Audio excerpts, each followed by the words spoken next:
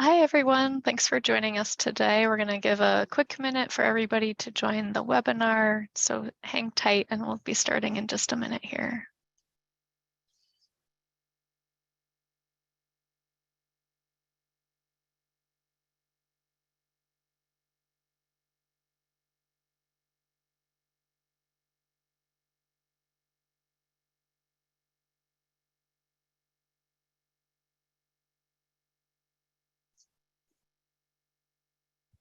All right, I think we'll go ahead and get started. Thanks everybody for joining today. My name is Jenny Sumner. I am the PI for Clean Energy to Communities at NREL, and I'm excited to have our kickoff webinar today where we'll be focused on the Clean Energy to Communities program, as well as our in-depth partnership program. I can move to the next slide.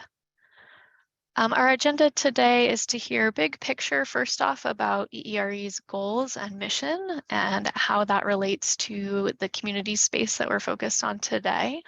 We'll hear a little bit about the history of C2C, how the program was developed and its existing structure.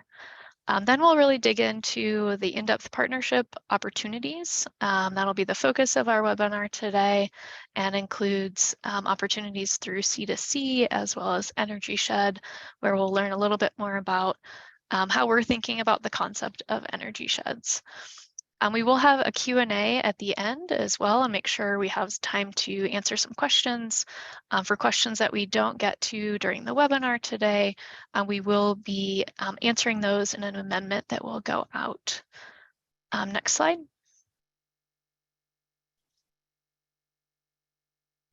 Just some housekeeping stuff before we get started. So audio and video are muted for participants. We would like you to, or encourage you to ask questions in the Q&A box throughout the presentation. You can put your questions in whenever you have them. We will be saving them to the end of the presentation. This webinar is being recorded. It will be posted to the C2C site along with the webinar slides, and we'll make sure all those links get in the chat for folks to have them before the close of the webinar today. Next slide. Great. We've got a great lineup of folks today to talk through C2C and EERE and how all of this is rolling out this great time in communities work within EERE. First, we'll hear from Alejandro Moreno, who is the Acting Assistant Secretary and the Deputy Assistant Secretary for Renewable Power at DOE. Then we'll hear from Kevin Lin, who is the Director of Grid Modernization within EERE at DOE. I'll come in then next and talk about big picture C2C framework. I'm the Modeling and Analysis Group Manager at NREL. Then I'll turn to Bethany Frew, who's the Capacity Expansion and Electricity Markets Group Manager at NREL. She'll talk about Energy Shed. And then finally, we'll wrap with Kimberly Lopez, who's our Senior Subcontract Administrator at NREL, who will talk more about the procurement process and steps in that process. Next slide. Great, I'll now turn it over to Alejandro Moreno to talk about EERE's mission.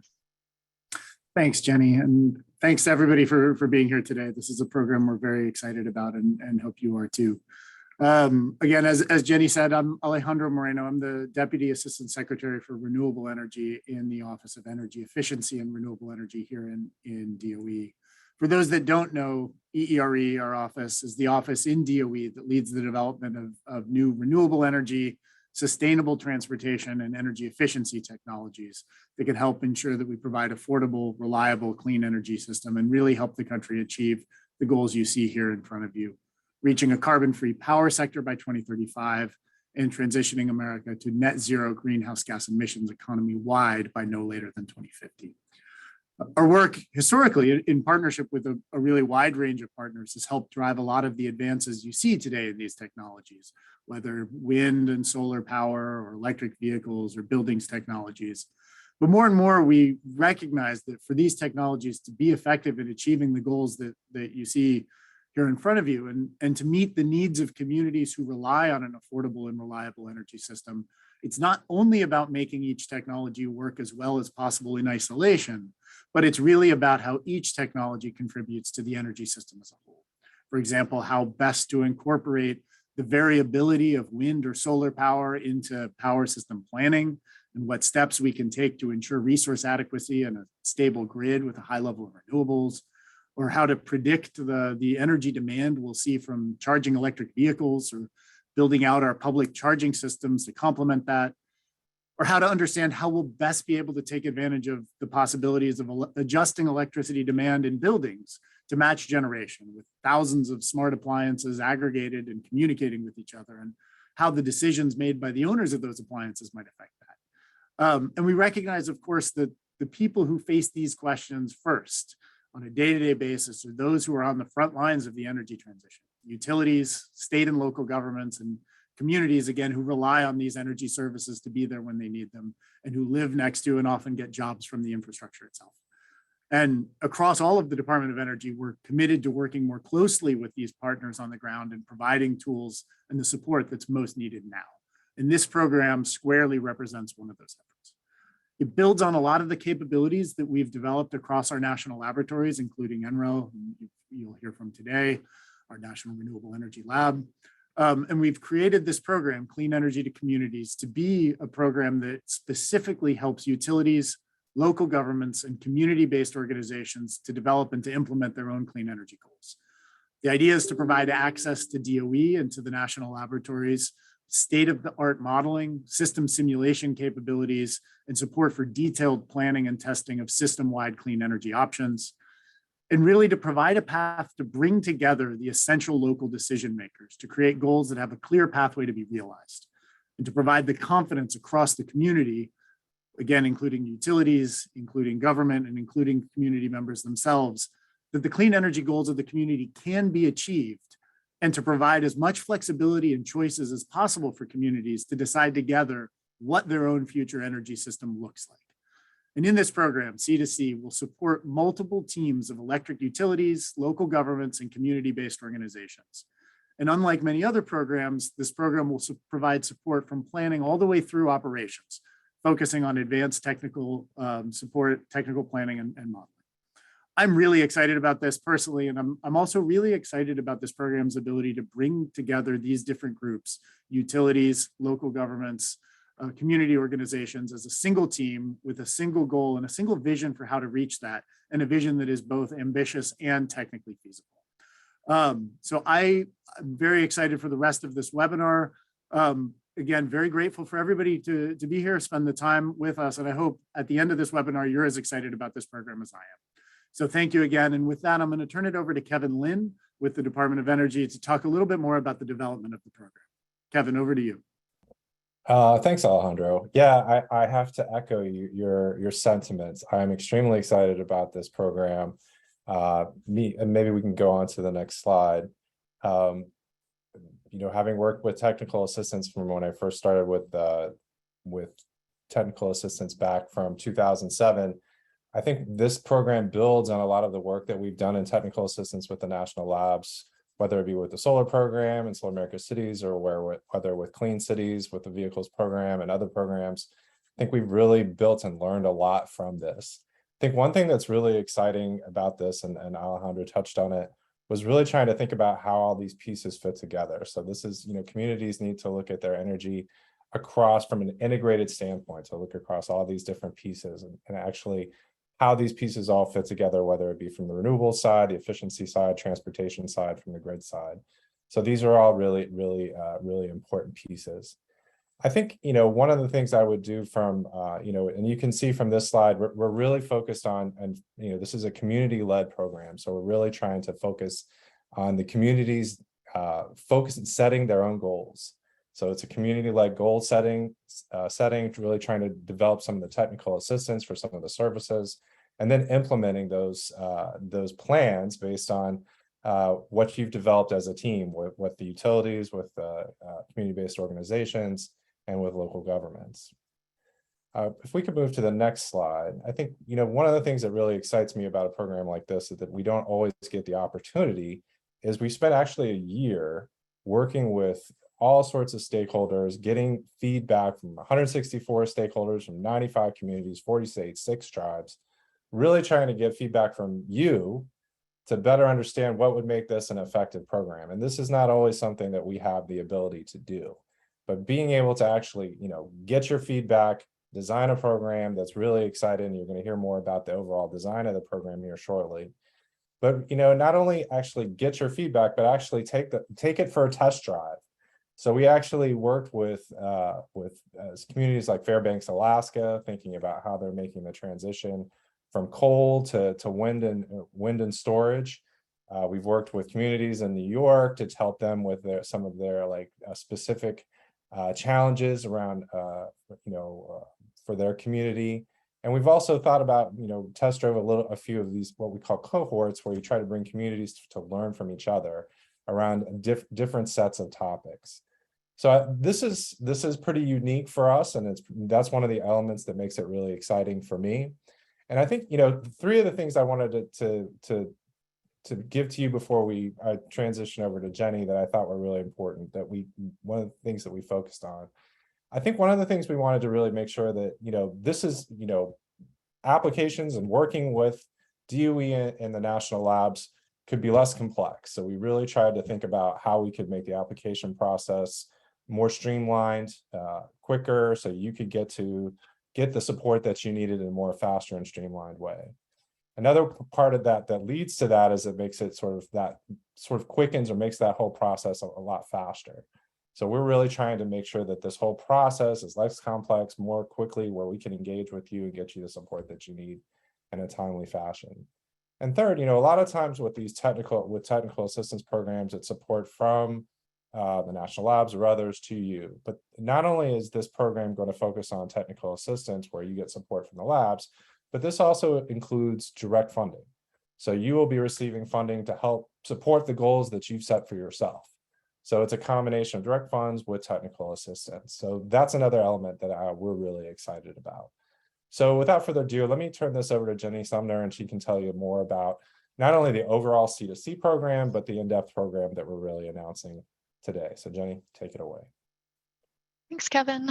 Yeah, you're going to hear a lot of excitement on this call because we have been working to develop this program for a while with some piloting and listening sessions and things like that. So yeah, super excited as well to describe the program to you all today.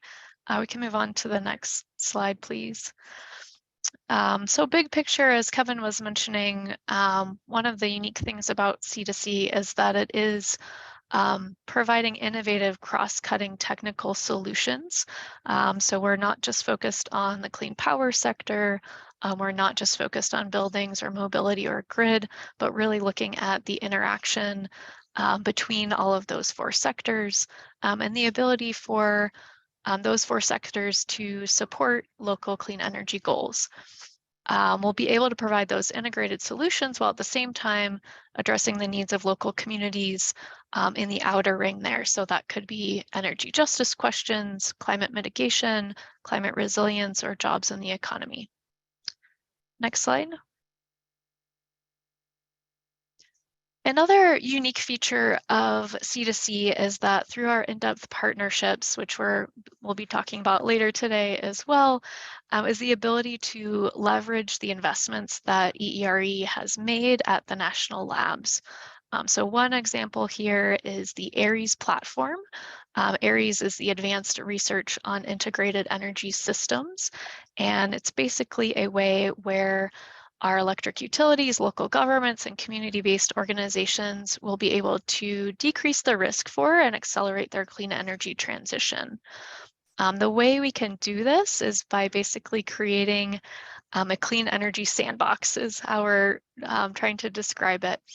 This lets us connect real hardware to a virtual representation, so that green virtual community, and make sure that we can try out a real controller, make sure the lights stay on in that virtual community.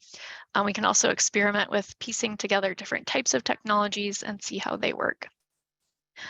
These actual assets that are connected, the real hardware that's connected, can be drawn from hardware at NREL, but also across the National Lab complex.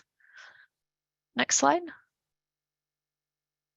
So those are some of the foundational principles of C2C and where we're hoping to go and what type of support we're aiming to provide. I wanted to also give a sense of the different program offerings that we have under C2C. So as Kevin was mentioning, we did a series of listening sessions where we learned that communities all have different needs. Some folks are in a place where they're ready for an in-depth partnership, which is under our framework a 3-year engagement, where we will be using some of the validation capabilities at NREL and across the lab complex. Other communities might be a better fit for peer learning cohorts. And these are groups of 5 to 10 local governments who are working together for about 6 months, trying to address a specific topic or challenge that they have. Finally, we have the expert match offer, which is really designed to be short turnaround response from a national lab or third-party expert to answer a very timely question. So if you'll move on to the next slide, we'll talk about the availability of each of these program offerings.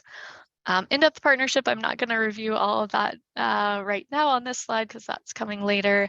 But for cohorts, we will be releasing the next application for those in March. And you can sign up for our C2C email update list and be notified of when that application period opens. The cohort application is a very short web form, so it is not an RFP response like you'll see with our in-depth partnerships. And then lastly, through Expert Match, we did open up that application, and applications are being accepted on a rolling basis. That's also a web form application, and those applications are reviewed against established requirements and criteria. That includes things like the special need for expert assistance, availability of experts, and equity priorities. So that application is open now, and under Expert Match, folks receive about 40 to 60 hours of assistance at no cost. Next slide. Great, I'm going to do a quick overview of our in-depth partnerships now and then pass to Bethany Frew to talk a little bit more about Energy Shed. So high level, the in-depth partnerships are providing 3 RFPs. They'll offer the opportunity to engage through direct funding, so funding to the applicant team, as well as targeted technical assistance. That targeted technical assistance will come from DOE's national laboratories. NREL is coordinating that, but is able to pull in other national labs to provide that assistance in support of the community team's goals. Next slide. There's a lot of information about these 3 upcoming opportunities on our website, as well as in the pre-solicitation notice. I wanted to just spend a minute talking through some of the high-level information about these different opportunities. So first, in the green column there is our C2C in-depth partnerships. We expect to make 2 to 3 awards in this category. This includes $500,000 in subcontracting funding that can support things like staff time and participation in the project, hiring additional staff, as well as supporting community engagement activities. That is paired with up to $3.5 million in that no-cost technical assistance from DOE's national labs. All community types are eligible for this opportunity. It doesn't matter if you're rural or metropolitan or some other category. So all communities are eligible. We do require that the applicant team, it consists of representatives from local government, community-based organizations, and electric utilities. Wanted to then talk through the rural and metro Energy Shed offers. Under the Rural Energy Shed, we expect 1 award and 1 award under the Metro Energy Shed. Both of these will have $3 million in subcontracting funding. That will be able to support things like staff time and participation, hiring staff, community engagement, just like with the C2C in-depth partnerships. But in addition to that, we'll have the ability to support purchasing clean energy infrastructure, or technology to support findings from the technical assistance research. Under the Energy Shed opportunities, the anticipated technical assistance is up to 1.5 million from the national labs. And as you'll see, the eligible communities are split. So we have the Rural Energy Shed, which is open to rural communities, and the Metropolitan Energy Shed open to metropolitan communities. Just like C2C, under Energy Shed, community teams consist of representatives from local government, community-based organizations, and electric utilities. Finally, under all three of these offers, the technical assistance will provide expert advice, technical guidance, best practices, world-leading analytical tools, and access to ARES, as I described earlier. This includes things like hardware in the loop demonstration, as well as a virtual emulation environment. Next slide.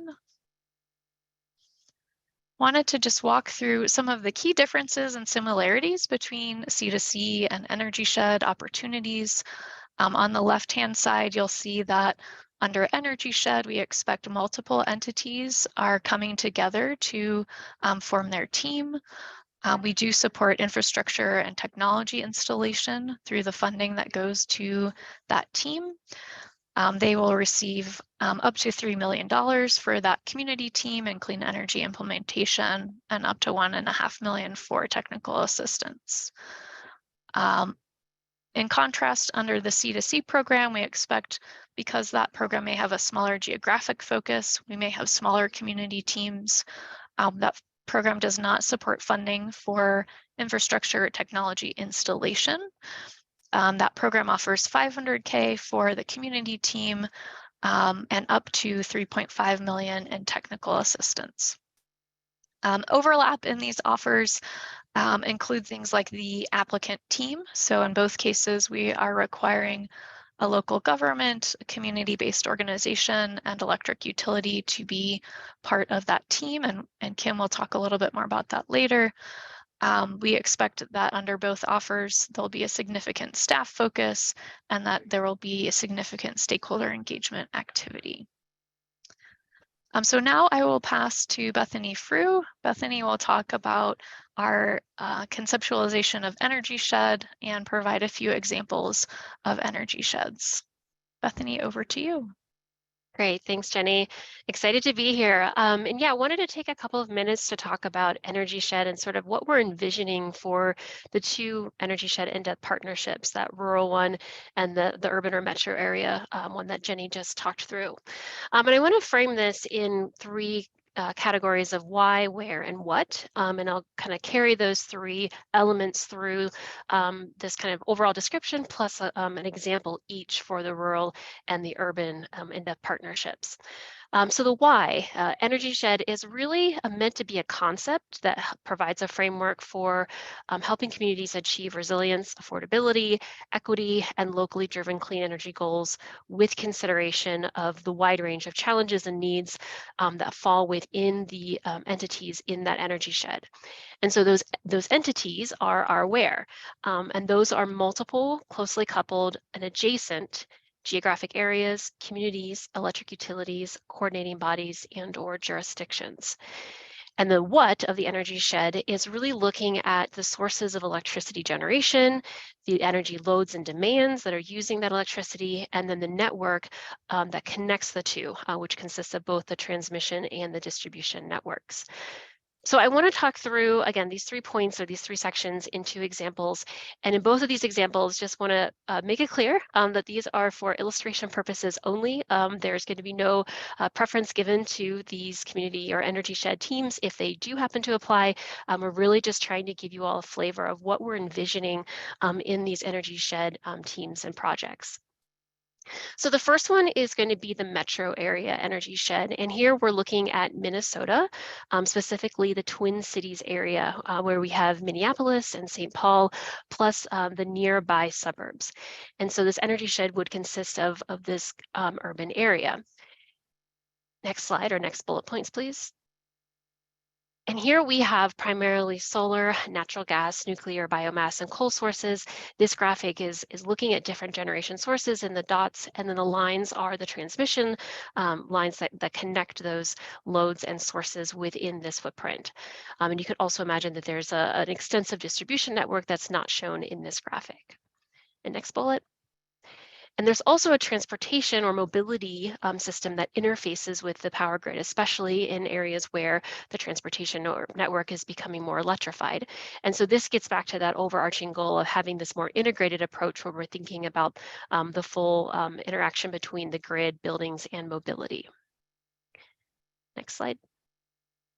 So the what in this energy shed is, again, going back to kind of our overarching definition for energy shed, is looking at the sources of electricity, the demands for it, and the network across the transmission and distribution that's connecting all of those pieces together. And so in this example, you could imagine that this energy shed team might consist of the primary utility in the area, other municipal utilities, any relevant government jurisdictions or organizations, and any community bodies that might be relevant for the energy shed conversation. Next slide. So the why in this example is really looking at the purpose and kind of the focus of the technical assistance and the partnership relationship. And here we're just giving a couple of examples, just again to give you a flavor of what we're thinking, but the actual scope will be defined by the challenges and needs identified by the applying community team. And so here these examples could include things like the communication and control strategies that best support the distribution system that has increased demand response, electrification, and distributed energy resources. We could look at ways to replace coal or natural gas or other generating resources with clean energy in the energy shed footprint. We could also explore equity focused challenges such as rate designs or other strategies for clean energy deployment and the impact those might have on rate structures to distribute benefits from that clean energy equitably across the different jurisdictional boundaries in that energy shed. And in this process, as Jenny described a bit ago, we would have the team that's applying to this to these different solicitations identify what challenges and needs they have, and based on interactions and conversations with NREL and potentially other national labs, we would develop a scope that would identify the specific set of technical work that would be done in the technical assistance phase. And so that gets back to leveraging all of those great capabilities at NREL and other labs that Jenny mentioned earlier, with modeling, analysis, validation, demonstration, emulation, et cetera. So that's kind of the process that we're envisioning here. So I want to move to our next example, which is the rural energy shed into partnership. And here we're going to go to Colorado, specifically the northeast part of the state. And here we have multiple rural communities with associated rural co-ops, a single, in this case, G&T provider. And here we have energy that's in this area that's supplied primarily from coal and natural gas in Wyoming. You can see the large black circle in the upper left corner over in Wyoming, which is a large coal generator. But these local communities, and here we're going to zoom into a couple, Grover and Peets, which are in kind of a neon green color, who are hosting clean energy in their community or in their county. And they also have associated transmission infrastructure to support those clean energy, in this case, wind facilities. And a lot of those electrons are serving the Denver area, which is further south from this location. You can also see that there's some other coal and natural gas generators in this footprint. And so here you can imagine the energy shed would consist of these communities. It could consist of those co-ops, the G&T, other relevant community organizations and local governments that are applicable to these communities. So next slide. Great. So we're just zooming in on kind of the footprint of these two communities and the associated infrastructure of the power grid. And one of the kind of main visions here in this rural energy shed into partnership is thinking about the impact that clean energy deployment has on the communities who are hosting that energy and associated infrastructure. And in this case, well, in this case, you can see that there's wind nearby, but many rural communities who are hosting these types of renewable projects might have certain economic benefits, but it's unclear if they're receiving the full set of benefits that are equitable for the impact that they're facing from hosting that infrastructure. And so in this case, a lot of the energy is coming from that coal and natural gas in Wyoming. So thinking about the equity and kind of the distribution of the benefits from clean energy across this energy shed footprint could be one example that a rural energy shed in the partnership explores. And so if we transition to the next slide, the why, you can see in these example topics that first bullet point is hitting on what I was just saying, exploring ways to understand how more clean energy can be sited while ensuring that the communities who are most impacted are benefiting equitably. You could also have a more integrated planning approach, which touches on some of the objectives that were discussed previously in this webinar, looking at multiple sectors, so the power grid, mobility, buildings across that full energy shed, and understanding how clean energy goals and resilience can be best achieved. So I'm going to hand it over to Kim now to talk through some of the solicitation process steps. Good afternoon. Thank you for joining us. So just to let people know, this is a subcontract process. If you have received funding previously under other DOE and or federal programs, typically those are grants, and this is not a grant situation.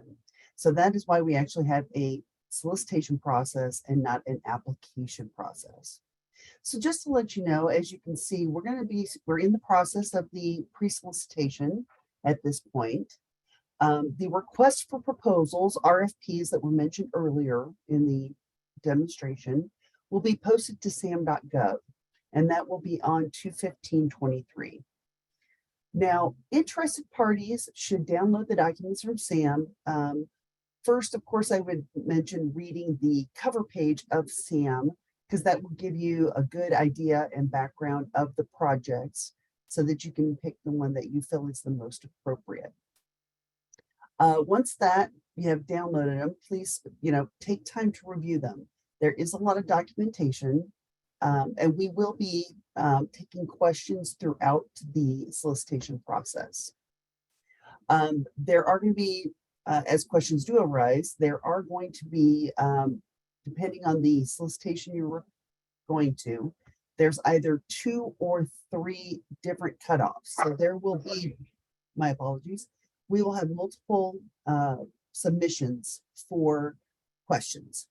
And then each set of questions that we get, we will be amending the solicitation formally. So you will see each question that we receive and a response. Those amendments will be answering the questions. Those do get posted to sam.gov. And once we've gone through the entire review process and answered questions, proposals will be due. At this time, proposals are anticipated to be due no sooner than 60 days from the release on February 15th. Once proposals are submitted to NREL, NREL does review each proposal individually to ensure compliance with the solicitation. Then the proposals go through a review process. So the review process is that all of these proposals are sent to a review team. The review team goes through and individually scores each proposal based on the technical merit, and that will be listed in the solicitation, what the technical merit criteria is. Once we have that, then proposals are going to be ranked by technical scoring. There are some programmatic factors that are listed in the solicitation that will be reviewed. So we will go by ranked scoring, then we will apply programmatic factors, and then we will make proposal selections. Now, once proposals are selected, then we will make the announcements to those that are selected and successful offers. Those who have not been selected will also receive a notification, but it might be a day or 2 after the successful offers are notified. Once we have successful offers, we go into negotiations. Negotiations are going to be finalized between the successful offer and NREL. After that, we then go and then the subcontracts will be awarded and work can begin. Now, this is just the work that is going to be paid for by NREL. Technical assistance can be provided throughout the entire process once we have successful offerers. So just to let you know, the money tied to the actual subcontract through the solicitation is handled differently than the money that, or the time and work that's going to be performed through the technical assistance program. Next slide, please. So as you know, we discussed that all of these requests for proposals are scheduled to post to sam.gov on 2/15. Now just know that sam.gov will be the official location for all the documentation for all of the various parts of the solicitations. And as we've discussed previously, for the C2C program, we are looking to do 2 to 3 awards at $500K each. And then for the 2 individual energy sheds, there will be 1 for $3 million for the rural, 1 for the $3 million for the metropolitan. And again, as I mentioned just a minute ago, technical assistance amounts are handled separately from the subcontracts, and they are anticipated to be up to $3.5 million for the C2C programs, and then $1.5 million for the energy sheds. Now, dates for receiving technical questions for the solicitations will be listed in the request for proposal, as well as the other programmatic factors we've discussed previously. Some of them are going to be geographical diversity, sectors, and I believe there's a couple of others that we put in there, including what other federal funding you've received, and also we are looking to get information. My apologies, I lost my thought there. But next slide, please. So we're just going to go over again some of the community team structure. So as you can see in the very center, each team that is going to propose for the solicitation has to have at least the very basic 3, which is a local government, an eligible electric utility, and a community-based organization. The team submitting the application will have to select one of these organizations to be the subcontractor. The other organizations in that blue primary circle would then be lower tier subcontractors to the primary that they select. Now, if you're selected, we will guide you through the project. We'll show you how to interface with the national laboratories, technical staff. As far as the subcontracting side, will help you work through any of the information that's required to get the subcontract put in place. And then we'll act as a primary, that group will be the primary conduit for communicating and collecting input for the broader community. Another thing to note is that the inner circle of group of the core applying team are the only ones that can seek and receive funding. So the other group that we're going to talk about is the additional relevant stakeholders. And as you can see, it can be other local departments of government, it can be housing authorities, it can be local industry and trade associations, organizations in the neighborhood communities, other CBOs, relevant community-based technical experts or decision makers, local universities, regional organizations. All of those can be part of the overall team, but they cannot receive project funding. Next slide, please. So now I'm going to give it back to Jenny Sumner, and we're going to do questions and answers. Great, thank you so much, Kim. We have a number of questions that were submitted before the webinar as well as during the webinar today. We will get through as many as we can. We'll also be posting questions through an amendment. So if you don't see a response today, please know that, we will get the responses out to everybody. First question, I think, Kim, it's going to be you and I talking through most of these, is really on thinking about a team that might currently be a recipient of DOE funding, through another community-facing program.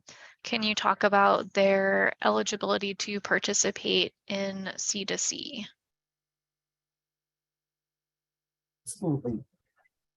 So just because you are receiving either other DOE or federal funding, that does not limit your ability to apply for this program or for either of any of the 3 solicitations.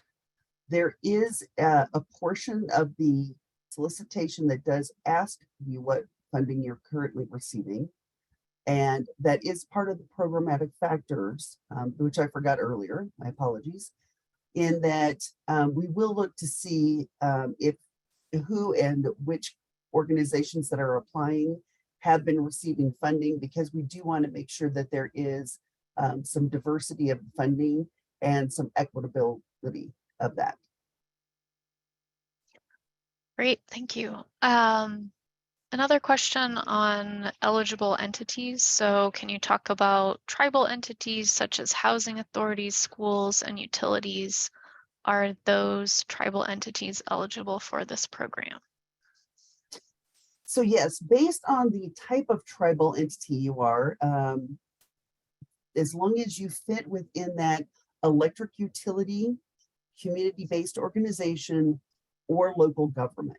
So if your tribal entity is the local government, you can then team with an electric utility and other community-based organizations to form the core team. Great, thank you. Another question that was submitted was around a teaming resource. So sometimes I know for other federal opportunities, there's been a way to submit your name and organization as a party interested in applying for a specific opportunity. Will that sort of teaming resource be available for these solicitations? So unfortunately, this is one of the differences between government at the federal level programs and then subcontracting through one of our national labs. Unfortunately, no, we will not be able to do this. This is not, unfortunately, part of this particular program. Great. We've got a couple other questions on like, is a municipal utility or a community choice aggregator eligible? So I can take those. We do see community choice aggregators as an eligible electric utility. So they would fall under that category and would need to partner with local government and a community-based organization. Similarly, with municipal utilities, we just want to ensure that there's representation from the utility and local government. If those are the same entities, that would be, it would be just those single entities as part of the team. We've got a couple questions on where will the RFPs be posted and what type of contract vehicle we expect being awarded. I think you've covered some of this maybe since these questions were posted, but maybe just as a refresh, Kim, the question is, will the RFPs be posted on sam.gov? So yes, the official solicitations will be posted on sam.gov. The subcontracts will be in a firm fixed price agreed upon structure. And those are, as you go through the RFP, those kind of questions, if you have them specific to the format of your proposal response to a firm fixed price environment, can be handled through the questions during the solicitation phase. We are not taking questions to that level at this point in time yet, because that is something that will be handled as part of the solicitation question and answer phase. Was there anything else I missed on that, Jenny? No, but we had another question just on, I think, clarifying that the subcontract is between the applicant and the national lab. I'm just asking for clarification on that contractual model. So could you just clarify that piece? I was just saying, I can clarify it as well as can be. So Yeah. the NREL is part of our national lab system, and it is actually the Alliance for Sustainable Energy is the manning and operating contractor for the Department of Energy. So technically, the subcontract will be with the Alliance acting on behalf of DOE, which is why you'll actually be in a subcontract position instead of a contracting position. The Alliance for Sustainable Energy is the prime subcontractor to Department of Energy, and this will be a subcontract under our prime. So unfortunately, probably clear as mud. Thank you. I'm glad you are explaining that rather than me. Another question, I think I can take this one on whether a community could be part of a cohort and the in-depth partnership. So yeah, for C2C, we have our in-depth partnerships, which we're focusing on today. We also have our peer learning cohorts and expert match opportunities. We definitely see, some communities may come in as part of a cohort and want to apply to the in-depth partnerships, or they may receive expert match assistance and then follow on with participating in a cohort or expert match or in-depth partnership. We would welcome folks to kind of move through those program offerings as they see fit and as their needs change and as they continue their journey. So definitely welcome folks who are in cohorts and expert match to apply for in-depth partnerships. Great. I think we're running a little bit towards the end of our questions that have been submitted. We have one question on process and dates for application to technical assistance. I think maybe this is referring to expert match. Not sure, so if that person wants to clarify, but so for expert match, the link was posted earlier. That application is open now. So there's a link in there, and that is separate from this in-depth partnership solicitation. The expert match is for about 40 to 60 hours of no-cost technical assistance from the lab complex and contractors. So that's open now, and you can apply at any time. We're reviewing those on a regular cycle, so there is not a specific deadline. We just encourage you, if you have a request and it's timely, to get that application started.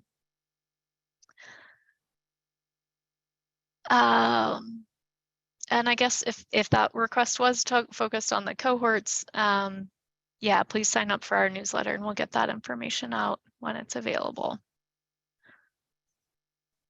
All right, let me scan through our list and make sure we're getting to everybody.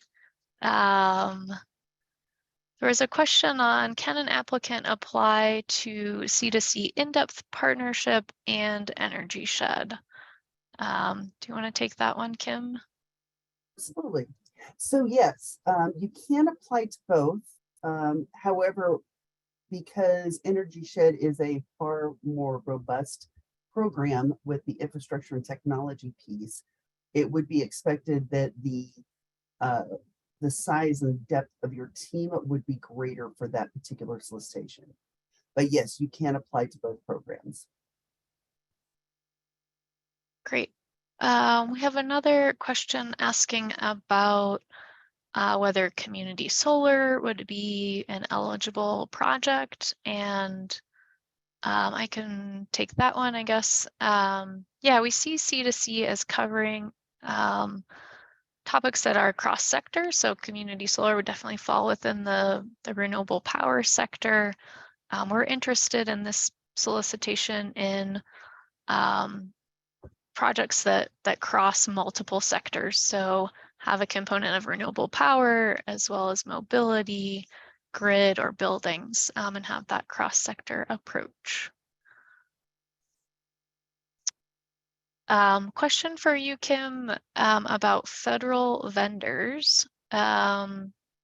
Question is, are federal vendors eligible to propose, or is this limited to tribes, cities, towns, county governments? So a federal vendor, which is somebody who is actually providing services to the federal government, can apply as long as they follow into one of the three main parts of the main group or the team, which is they would have to be either an electric utility, a local government, or community-based organization. So if you were a federal-based community organization and you wanted to, make a team with an electric utility and a local government, then yes, you would be considered eligible. Great. Got another question on expert match, which I can take. The question is, what is the earliest NREL could assist with the expert match once an application is submitted? So I would say we are focused on turning around these fairly quickly. So taking a matter of, a month, but while that application is being evaluated and making sure we have the right expert here at NREL or across our lab system and some contractors that we have on hand, but it is designed to be short turnaround. So designed to support folks who have a question that's answered, over a 2 to 3 month window.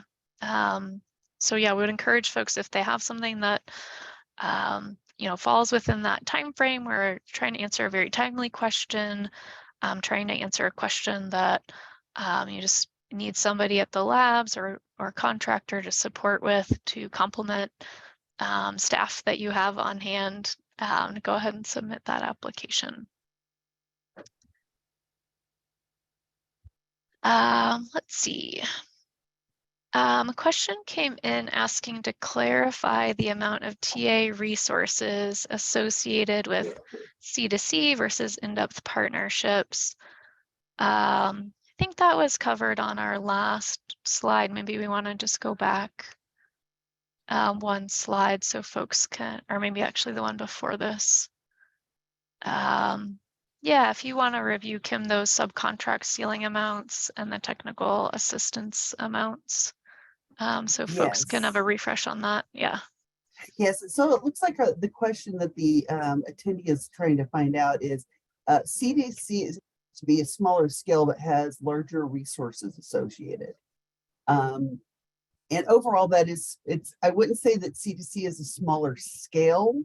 It's just a different cross-cutting project. But yes, the amount of technical assistance is much greater, but the subcontract ceiling amount is smaller. So again, C2C will receive $500K in subcontract funding and up to $3.5 million in technical assistance, whereas the Energy Sheds receives more upfront money in $3 million for rural and then $3 million for the metro in direct subcontract funding versus the 1.5 in technical assistance. Great. Great. I'm looking at our list of questions, and yeah, just trying to make sure we're keeping on time and everything. There's one question I think around this. This is maybe very specific, so Kim, I don't know if we can answer this now or need to provide it later. But the question is on, can a tribe's business entity apply with a utility, or does the tribal government need to apply with the utility? And I don't know, yeah, if we have that answer right now, but yeah, do you have a sense of that? No, I believe that we can answer that. And if the tribe business is a community-based organization, then it could apply, with a utility as well as an electric utility as well as a local government. The tribal government does not have to, the tribal entity does not have to be the government, but in applying, we still have to hit those three things of an electric utility, a community-based organization, and a local government. So if you're just a local business, but you're not a community-based organization, then unfortunately that would not be a good fit for the program. Great. I've got one more question, and then I think we'll start to wrap up for the day. The question is on, was Energy Shed announced previous to C2C? I would say the short answer is no, but Kim, anything you want to add to that? I guess it would be interesting to find out if the attendee has a moment to try and type it in. I'm not sure if you're talking about at the DOE level or at this pre-solicitation level. Because basically from NREL's perspective, we actually put out the pre-solicitation, which was C2C and Energy Sheds. That may be. However, if you're wondering more about at the DOE level at EERE, unfortunately, I would have to defer to someone else to answer that question. Yeah, now that we're talking through this, I think this question might be referring to the DOE Energy Shed solicitation that did go out previous to C2C. So if that's the case, yeah, there are some links in the pre-solicitation announcement about activities that DOE ran on Energy Shed, and some more information there. So those solicitations came out of DOE and were a separate program. So what we are talking about now is Energy Shed as an offer under C2C. So you can think of it as, yeah, a subset of C2C that is focused on the topic of energy sheds. And I would direct folks to the pre-solicitation for that context on the DOE background. Kevin, anything you want to add in there on Energy Shed at the DOE level? No, I think you captured it. I mean, I think Energy Shed, we put out a solicitation out and made some awards just recently. So it's most likely that's what they're referring to. So. Great, thanks. Great, well, I want to thank everybody for attending today, for the great questions. We're really excited to be launching this program and have these opportunities available for teams to get engaged with. So just as a reminder, in the chat, there are links to our C2C websites where you can learn more about the in-depth partnerships that we talked about today, as well as the peer learning cohorts and expert match. Would encourage folks to sign up for our list as well to keep updated on these opportunities. And just a quick reminder that we will be posting, our questions will be answered in an amendment as well as we go through this process with our in-depth partnership opportunities. So thanks again, everybody, for joining today. Really appreciate it. And we look forward to engaging with you through C2C. Thanks.